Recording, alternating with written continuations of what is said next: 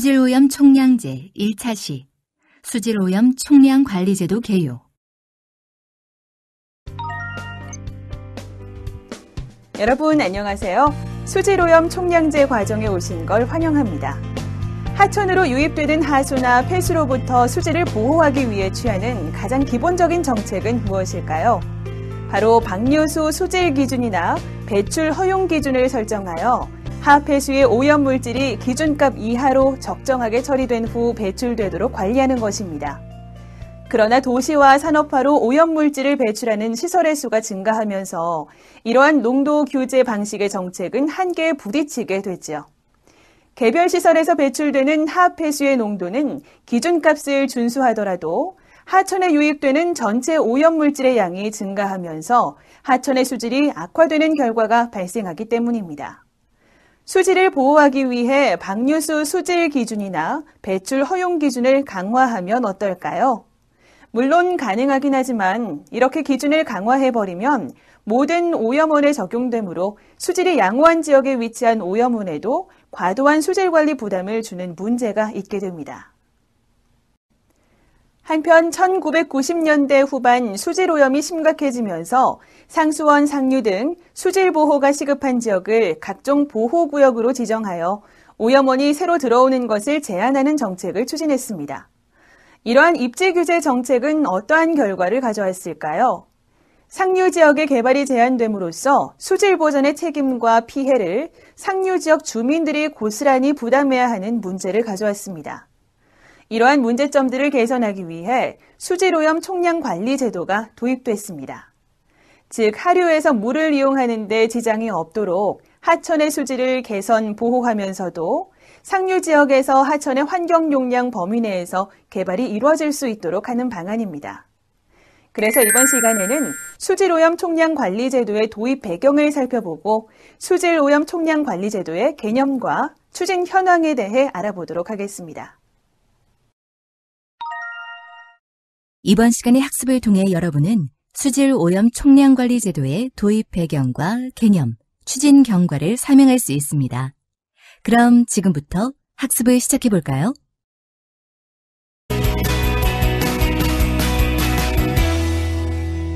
1. 수질오염 총량관리제도 도입 배경. 과거에는 수질을 보호하기 위해 하천으로 방류되는 하수나 폐수에 존재하는 오염물질의 농도를 규제하는 방식으로 관리하였습니다.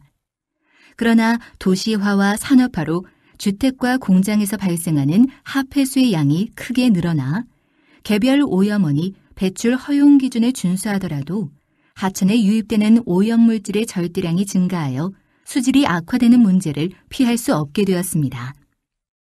예를 들어 경기도 광주시와 용인시가 개발되면서 오염원이 증가한 결과 당시의 생활하수 및 산업폐수의 배출 허용 기준인 생화학적 산소 요구량 10mg/L 및 30mg/L에 맞게 처리하더라도 유역 내 하천인 경안천으로 유입되는 오염물질의 절대량이 증가하여 2003년 경안천의 수질은 BOD를 기준으로 4등급 수준인 6.4mg/L까지 악화되었습니다. 또한 1990년대 상수원 수질 오염이 심각한 사회 문제로 대두되면서 수질 보호가 필요한 지역을 상수원 보호구역이나 특별대책 지역으로 지정하여 오염원이 새로 들어서거나 증가하는 것을 억제하는 입지 규제 정책이 추진되었습니다. 그러나 입지 규제로 지역 개발의 지장을 받게 되면서 상수원 상류 주민들이 크게 반발하게 되었습니다. 그 이유는 상수원 상류를 보호구역으로 지정하여 개발을 억제하는 방식의 정책을 통해 수질이 개선되어 깨끗한 물을 이용하는 혜택은 하류의 주민들이 누리는 반면 수질을 보호하기 위해 개발 제한과 같은 고통은 상류의 주민들이 감내해야 한다는 점 때문이지요. 이와 같은 입지 규제 정책은 형평성 측면에서도 문제가 있다고 볼 수 있습니다. 이러한 현상들을 방지하기 위해 환경정책이 목표로 하는 수질을 달성할 수 있는 범위 내에서 상류에서 개발이 이루어지는 동시에 하류에서도 깨끗한 수질의 물을 이용할 수 있도록 하는 방안으로 수질 오염 총량 관리 제도가 도입되게 되었습니다.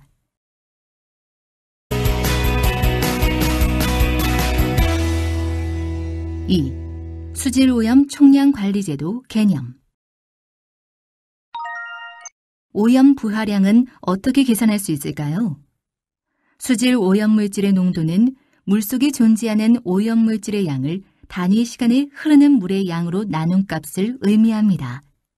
여기서 오염물질의 양이 바로 부하량으로 하수나 폐수에 존재하는 오염물질의 부하량은 하폐수 중의 오염물질 농도에 하폐수의 유량을 곱하여 계산할 수 있습니다. 예를 들어볼까요? 만약 하수 처리장에서 하천으로 방류되는 하수량이 1일 10만 세제곱미터이고 BOD의 방류수 수질 기준인 10mg/L에 맞춰 처리되어 방류된다면 하수 처리장에서 하천으로 방류되는 BOD의 부하량은 농도와 폐수량 그리고 단위 보정 개수를 각각 곱하여 1일 1000kg이 됩니다.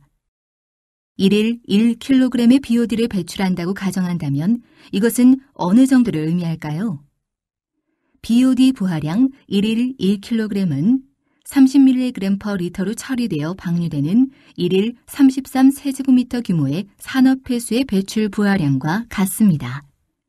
그리고 10mg/L로 처리되어 방류되는 1일 100세제곱미터 규모의 생활하수 및 1일 82가구가 배출하는 배출 부하량과 같습니다. 또한 처리되지 않고 방류되는 소 2마리나 돼지 10마리의 축산 폐수의 배출 부하량과도 같습니다.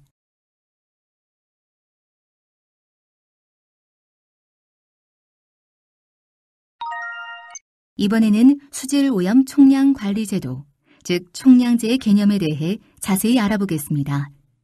총량제는 하천 구간별로 목표 수질을 설정하고 목표 수질을 달성, 유지할 수 있는 오염 부하량인 허용 총량을 정하고 허용 총량 이내로 유역에서 하천으로 유입되는 오염물질의 부하량을 관리하는 제도입니다.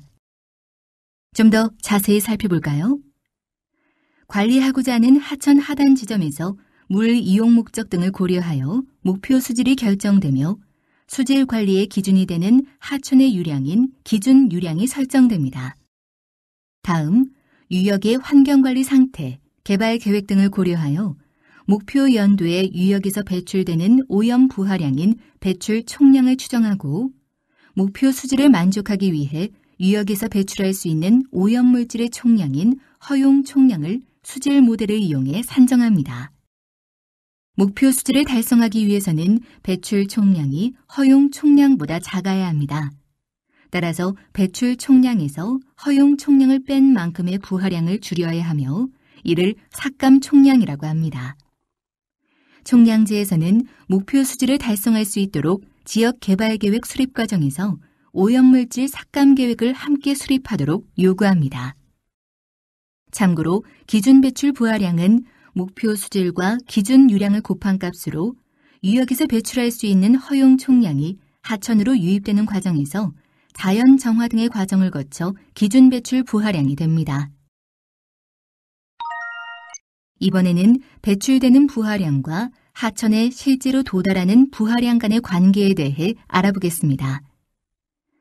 점오염원 형태로 1일 100kg과 비점오염원 형태로 1일 100kg의 오염물질이 배출되는 경우 점오염원은 모두가 하천에 도달하는 반면 강우의 영향을 받는 비점오염원은 저수기에는 이 중 1일 15kg만이 하천에 도달합니다. 여기서 잠깐 기준유량 배출 개수에 대해 알아보겠습니다. 기준유량 배출 개수란 강우량의 영향을 받는 비점오염원에 적용되는 것으로 생화학적 산소 요구량에는 비점오염원 배출량의 0.15를 곱하며 총인에는 저수기의 비점오염원 배출량의 0.15, 평수기에는 비점 배출 오염원의 0.5를 곱하여 적용합니다. 그리고 평수기는 1년 동안 하천 유량을 측정해 크기 순서대로 배열했을 때 절반가량인 185일에 해당하는 유량이 흐르는 시기, 즉 하천 유량이 평균적인 수준일 때를 의미합니다. 반면 저수기는 1년 동안 하천 유량을 측정해 크기 순서대로 배열했을 때 4분의 1에 해당하는 유량이 흐르는 시기로 하천 유량이 낮을 때를 의미합니다. 참고로 풍수기는 평수기보다 유량이 더 많은 시기이며 갈수기는 저수기보다 유량이 더 적은 시기를 뜻합니다. 또한 발생원에서 배출된 오염물질은 대상 수역으로 유입되는 과정에서 희석, 확산, 이류, 침전, 흡착, 탈착, 용해, 분해, 침투, 생물에 의한 섭취 등의 자연현상과 함께 취수, 배수, 청소 등의 인위적인 조작 등 아주 복잡한 경로를 거칩니다. 따라서 부하량을 산정할 때에는 배출된 오염물질이 유역의 자정작용 등 유달 특성이 반영되어 수치에 도달하는 비율인 유달률이 함께 고려됩니다. 총량제를 적용하게 되면 지자체는 삭감 총량에 더 많이 오염 부하량을 삭감한 양만큼 개발할 수 있는 용량인 추가 개발 가능량이 늘어나게 됩니다. 따라서 총량제 시행 지역에서는 수질 보전을 위한 지자체의 노력이 해당 지자체에서 추가적인 개발이 가능하도록 하는 혜택으로 돌아오게 됩니다. 총량제를 실시하면 어떠한 장단점이 있을까요? 기존의 제도가 개별 오염원을 대상으로 배출되는 오염물질의 농도를 규제하는 것과 달리 총량제는 하천 수질에 영향을 미치는 유역, 지역을 관리하는 제도라는 특징이 있습니다. 하지만 총량 관리는 농도 관리에 비해 유역 내 오염원과 수리, 수문 정보를 바탕으로 하천으로 유입되는 부하량을 추정하고 허용 총량의 범위 내에서 시설별로 부하량을 할당해야 하므로 제도를 설계하기가 어려우며 허용 총량이 제대로 지켜지는지를 확인하는 것이 까다로운 단점이 있습니다.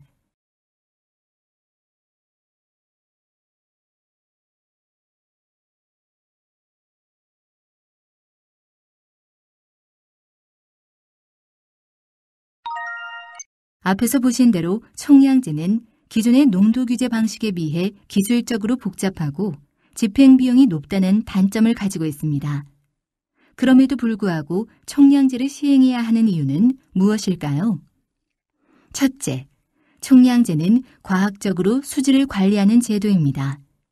수질 모델링 등 과학적인 도구를 이용하여 현재와 미래의 오염물질의 배출량을 추정하고 목표 수질의 달성 유지하기 위한 허용 총량을 오염원별로 할당하여 관리할 수 있으므로 배출 농도 규제나 입지 규제와 같은 획일적인 규제 제도와는 달리 효율적이고 신축적으로 오염원을 관리하는 것이 가능합니다.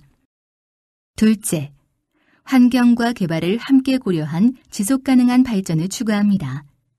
총량제는 규제만을 목적으로 하지 않으며 지역개발 계획을 수립할 때에 오염물질 삭감 계획을 함께 수립하도록 하여 지역경제와 환경보전을 함께 도모하고자 하는 제도입니다. 예를 들어 낙동강, 영산강, 금강 수기에서는 그동안 지역개발 등 오염 부하량이 증가하는 요인이 많았음에도 불구하고 시행 후인 2010년의 배출 부하량은 총량제 시행 전인 2002년에 비해 60.4% 수준으로 줄어들었습니다. 셋째, 상하류 유역 구성원의 참여와 협력을 바탕으로 제도가 구성 이행되므로 유역 관리의 효율성을 높일 수 있습니다. 총량제의 목표 수질 설정, 기본 계획 및 시행 계획 수립, 이행 등 전 과정은 유역 구성원의 참여와 협력을 바탕으로 진행됩니다. 그리고 지자체별, 오염자별로 오염 부하량을 할당 관리하므로 수질 오염의 책임이 명확하며 유역 차원에서의 수질 관리 효율성을 높일 수 있습니다. 돌발 퀴즈. 총량제여서 목표 수질을 달성하기 위해서는 허용 총량보다 배출 총량이 커야 할까요? 맞으면 O, 틀리면 X를 클릭하세요. 정답입니다.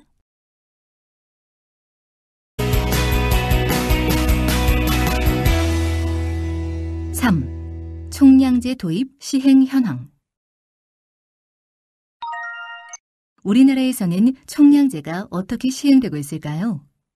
총량제는 1999년 경기도 7개 시군이 인접해 있는 한강 수기에서 임의제로 처음 도입되었습니다. 이후 낙동강, 금강, 영산강, 섬진강 수기에서 2002년 4대강 수계법이 제정되면서 총량제가 의무제 형태로 도입되었으며 낙동강 수기에서는 2004년부터, 금강, 영산강 수기에서는 2005년부터 총량제가 시행 중에 있습니다. 이후 2007년에는 진이천 수계, 2010년 서울, 인천, 경기까지 총량제 시행 지역이 확대되었습니다. 한강 수계의 강원, 충북 지역은 2021년부터 총량제가 시행될 계획입니다. 2015년 현재 전국 특별시, 광역시, 특별자치시, 시, 군 162개 중에서 해안 인접지역이나 도서 등을 제외한 121개 지자체에서 총량제가 시행되고 있습니다. 한강수계 관리지역에서는 28개, 금강수계 관리지역에서는 29개, 영산강 수계 관리지역에서는 23개, 낙동강 수계 관리지역에서는 40개, 그리고 기타 진이천 수계 관리지역에서는 8개 지자체에서 총량제를 시행 중입니다.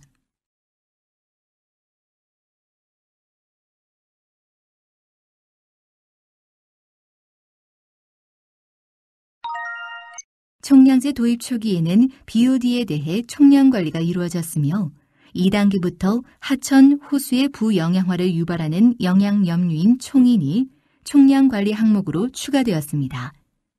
현재 금강수계에서 대청호 상류 지역에서만 총인에 대한 총량제가 시행 중이지만 2016년부터는 대청호 하류 지역까지 포함하여 금강수계 전체로 총인 총량 관리가 확대될 예정입니다.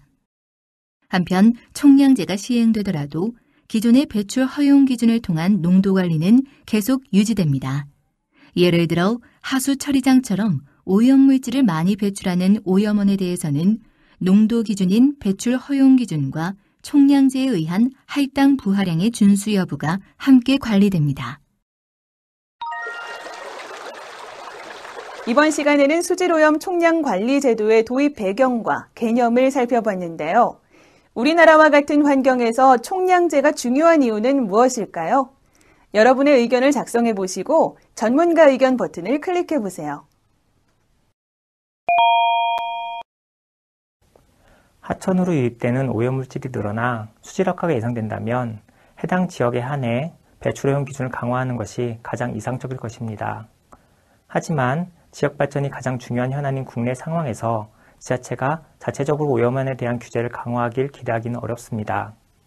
총량제는 목표로 하는 수질을 유지 달성할 수 있는 범위 내에서 개발 사업이 이루어질 수 있도록 개발 계획과 함께 오염원 관리 계획, 즉 부하량 삭감 계획을 수립하여 추진하도록 요구합니다. 따라서 총량제를 통해 지역 발전과 수질 보전을 함께 추구할 수 있습니다.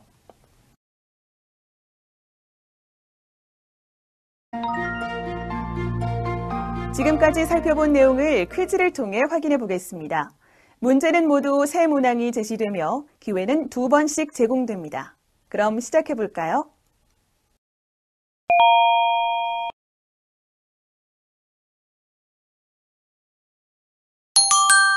정답입니다.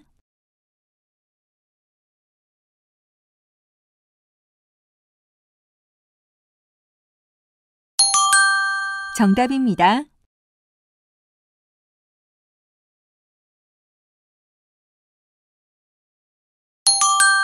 정답입니다.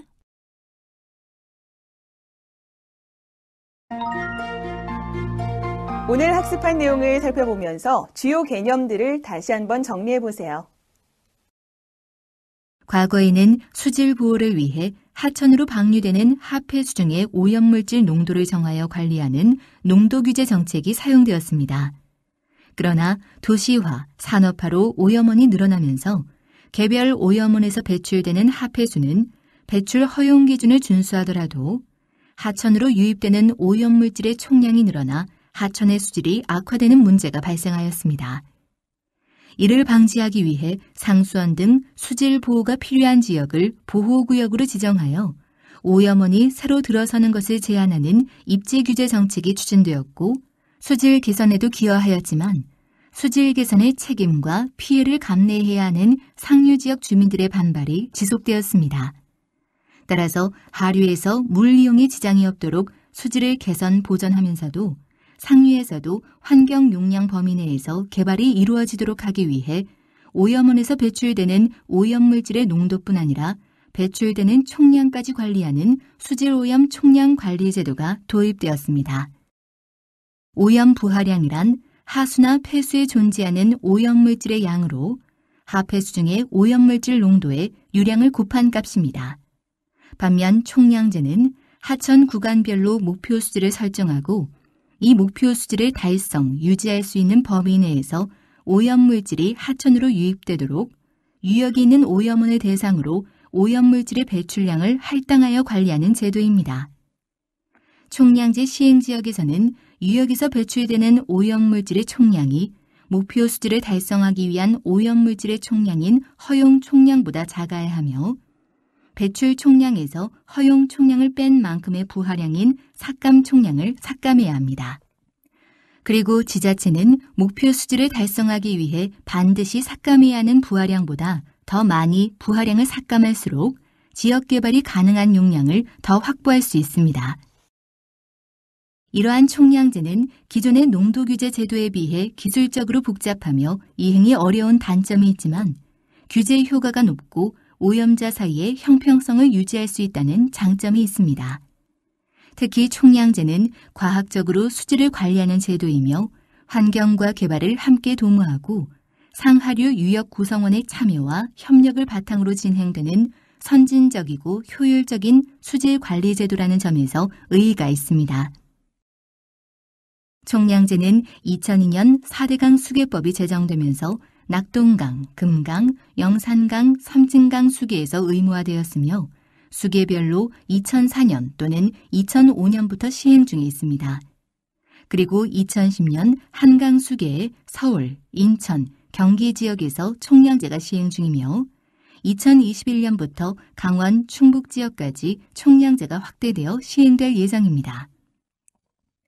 총량제 1단계에서는 생화학적 산소 요구량에 대해 총량 관리가 시행되었으나 2단계부터는 부영양화를 일으키는 영양물질인 총인이 총량 관리 항목에 추가되었습니다.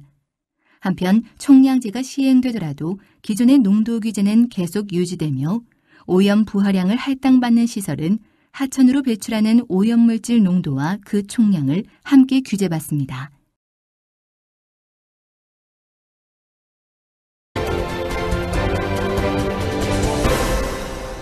이번 시간에는 수질오염 총량관리제도 개요에 대해 살펴보았습니다. 다음 시간에는 수질오염 총량관리 해외 사례에 대해 알아보도록 하겠습니다. 학습에 참여하신 여러분 수고하셨습니다.